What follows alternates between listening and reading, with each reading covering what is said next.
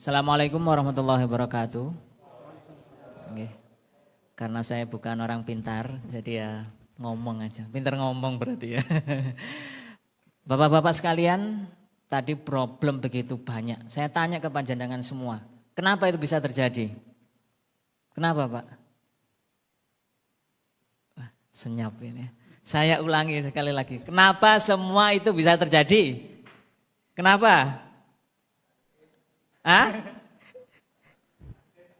Apa? Takdir. Apalagi? Kenapa semua terjadi tadi? Masalah sabrek tadi. Kenapa? Saya tanya ke panjenengan. Karena yang ngurus bermasalah. Karena kita semua itu goblok gitu. Ya. Kenapa goblok? Ya, karena kita tidak punya sebuah kesadaran. Oke. Akan persoalan inti dari kehidupan ini. Betul Pak ya? Nah, bahkan sudah tahu kita bodoh, kita itu nggak mau ngapa-ngapain ya, apatis. Betul tidak ya? Panjenengan ini termasuk yang memilih nomor 2 atau nomor 1 ini? Atau nomor 3 ini? Milih nomor berapa Pak? Nomor 1 ya? Oh nomor 1 ini ya.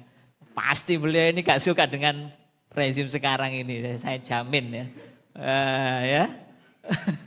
Kalau panjenengan semua kemarin ikut pemilihan bahkan sebagainya, di tengah-tengah kita ini sudah muncul yang namanya apa? Sikap yang apatis ya. Kita akan memilih siapa yang akan memberi ya, memberi uang, macam-macam dan sebagainya. Nah ini Bapak-Bapak ya, jadi poin pertama karena kita ini goblok gitu aja Pak ya. Kalau kita hanya menyalahkan rezim yang ada saat ini, ya apa mana ya kayak salah-salahan aja ya. Bahkan rezim yang paling lucu itu adalah rezim 10 tahun kemarin.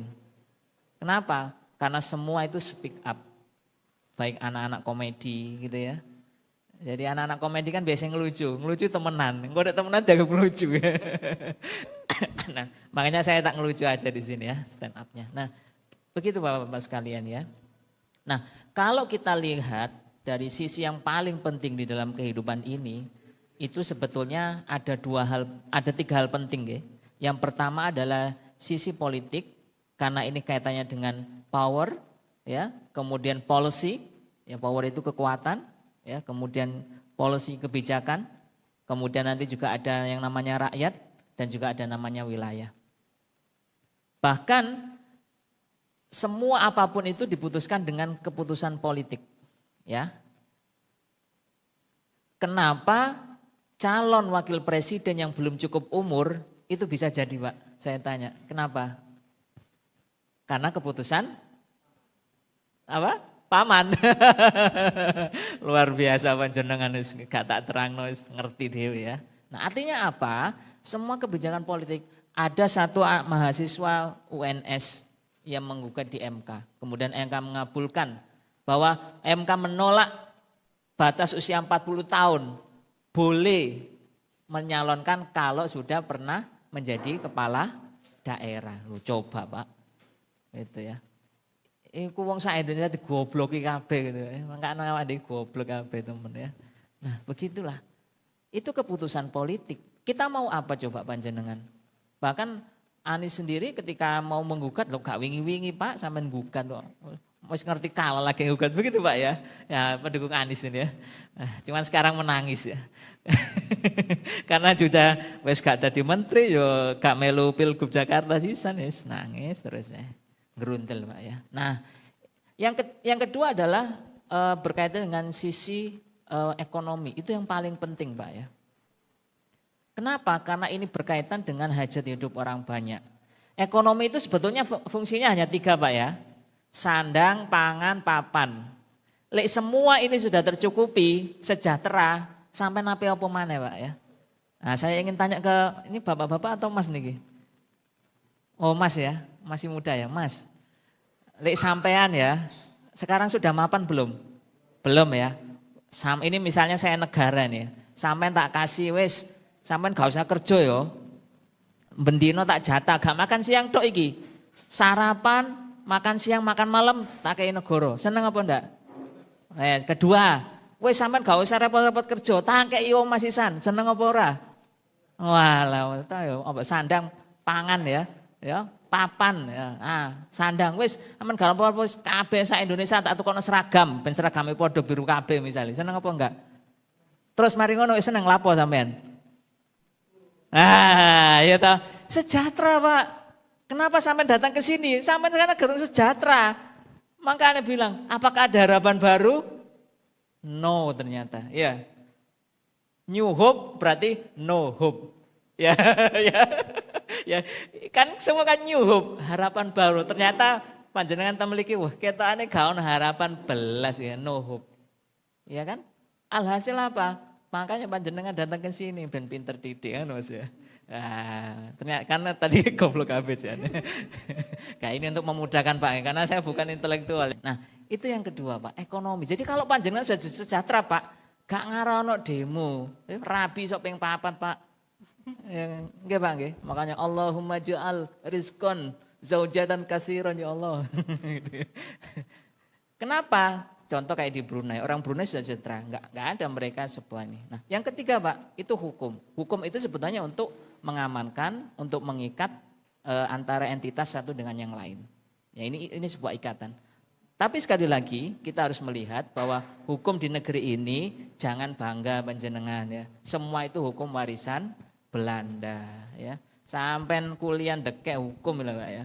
Iku sakjane belajar hukum melawa masih wis kuno ya. Zaman tinggalan Perancis diadopsi Belanda, diadopsi wong Indonesia sisan ya. Kemarin yang tahun baru ya Ronald Tanur, fakta nyata-nyata nopo melindas pacarnya ya sampai meninggal dunia ketika dia habis terkena pengaruh alkohol, dibebaskan oleh 3 hakim. Lucu ya, ternyata sama Kejagung hadir kena ketangkep OTT. Dan uang suapnya hampir 1 triliun Pak. Wow gitu ya. Nah, makanya hakim kemarin protes, saya akan mogok massal karena tunjangannya tidak lebih besar dari uang jajannya Rafathar gitu ya. Ya Allah, disuap ya 20 M, Masya Allah, tumpuan Pak duit dolar. Seperti itu hukum kita. Bahkan ada gium hukum sebagai panglima di negeri ini sebenarnya tidak berlaku. Karena hukum itu sudah berada di tangan kekuasaan. Makanya negara kita itu bukan negara hukum, tapi negara kekuasaan. Kalau saya tidak suka dengan Anda, maka hukum akan saya buat kebijakan-kebijakan yang itu menyesatkan rakyat. Dan sekali lagi jangan mencari keadilan di pengadilan ya. Nah, tapi kalau panjenengan studi hukum jangan bosen. Pelajari terus mana celah-celah hukum yang sebetulnya itu tidak akan membawa manfaat bagi kehidupan kita. Karena semua bisa dibeli ya, hakim bisa dibeli, pengacara juga bisa ya, saksi juga bisa, saksi ahli juga bisa dan sebagainya. Nah, inilah yang akan terjadi. Termasuk tadi bagaimana ketika ada entitas kelompok ya, sebagaimana HTI ya, Sekretariat Hari Indonesia, kemudian ada FPI karena berpengaruh kepada kehidupan politik penguasa, maka serta-merta dimunculkan perpres ya, undang-undang ormas. Bahwasanya ormas yang bertentangan dengan ideologi negara misalnya Pancasila akan dibubarkan dan sebagainya. Nah, ini yang akan terjadi. Makanya dalam kehidupan kita ini senantiasa panjenengan tengok aja, pertama adalah politiknya, jadi politik melakukan. Bahkan lek mungsuhe iku kasar, awak dhewe ya main kasar kan begitu. Mungsuhe iku yo nggawa duit, ngebom duit, ya kita pakai uang. Jadi itu kenapa? Karena landasan dari politik negeri itu demokrasi yang mengadopsi apa? Sekuler, memisahkan agama dari hidup. Makanya gak ada dosa Pak ya. Nah, gak ada dosa Pak. Makanya panjenengan dapat berapa Pak kemarin milih? Oh gak dapat ya? Wah soleh beliau ini ya. Pemilih soleh gitu ya. Jadi makanya harus paham politik. Kita ini politik yang demokrasi itu sekuler dan ngadopsinya juga liberal. Yang kedua kaitannya dengan ekonomi. Ekonomi kita kenapa tadi seperti itu? Karena ekonominya kita berbasis pada kapitalis, ya. Yang semua itu diukur dari materi. Untung-untungan, Pak. Telan tadi 1,9 triliun. Yang dikek nama 88 miliar. Lah iku sisane nang ndi? Kemana coba? Itu hak panjenengan, Pak. Sekali lagi, sumber daya alam itu adalah milik rakyat, milik umum. Tidak boleh dikuasai oleh swasta atau asing. Negara itu hanya mengelola. Ya, mengelola sak kuwate. Lek gak kuat ya tadi sudah disampaikan, nyewa wong, ya. Iki garapen tapi ojo dipe hasilnya awakmu tak bayar lo yo, ojo ngentit. Ya, gitu ya. Nah, itu semua terjadi. Utang luar negeri juga numpuk karena mindsetnya kapitalis. Nah, saya sampaikan ini yang paling penting. Kenapa Menteri Keuangan kita Sri Mulyani? Coba panjenengan. Karena Sri Mulyani adalah orang yang bisa diterima semua kelompok-kelompok global dunia. Termasuk jaringan Timur Tengah, termasuk juga khususnya Amerika. Ya, Amerika masih memandang Prabowo itu sangat negatif, khususnya terkait dengan HAM di Papua.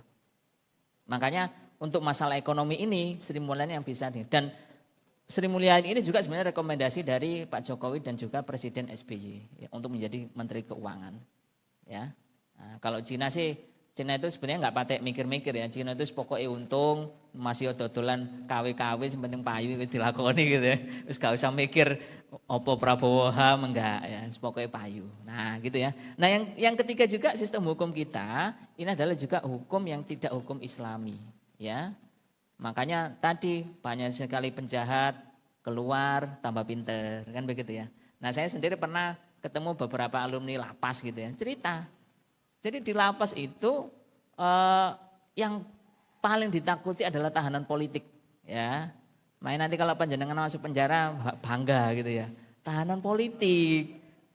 Yang paling disiksa itu adalah apa? Yang melakukan perbuatan asusila, memperkosa anak kecil, ya itu ya, pedofil kemarin sama Abi Sudirman gitu ya. Ya soalnya apa? Awakmu wanine karo arek cilik ya, karo arek wedok ngemplang KDRT. Nah, itu paling rendah, tahanan paling rendah itu ya. Makanya akan dibully ya, di ospek disian. Lek panjenengan masuk nanti, Pak, kenapa masuk? Saya tahanan politik. Wah, wedi pisan. Wah, iki gak macem-macem wong iki. Tahanan politik. Sopo musuhe? Negara, Pak. Iya enggak? Nek sampean nyolong PT wedhus ya musuhnya sak kampung ya digepuki ya. Ayo tahan politik medeni gitu ya. Sejak suwe-suwe nang kene pindah dhewe awakmu ya. Begitu, Pak ya. Nah, jadi itulah kenapa hukum kita ini tidak memberikan sebuah efek jera, bahkan juga tidak memberikan keadilan karena tidak berasal dari hukum Islam. Nah, itu tiga aspek yang saya soroti.